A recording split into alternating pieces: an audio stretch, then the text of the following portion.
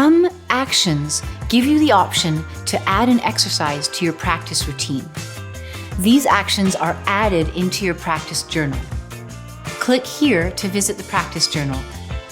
Here you can mark what you did in your practice and journal about any details you may want to remember. You can click the Details button to go back to the action's audio or video content. You can clean up any of your practice actions by clicking the Edit icon. These items can be paused, or you can add them later, or delete them from your practice journal. Click Submit to log your entry, which you can view on the practice journal or on your timeline. Click the progress icon and choose your timeline. With the timeline, you get a summary of everything you've done on Syncdaptive, including practicing, journaling, quizzes, courses, and lessons. Click the Achievements icon so you can check how you're progressing in the Syncdaptive values. From the Progress menu, you can also access your SingerPath profile.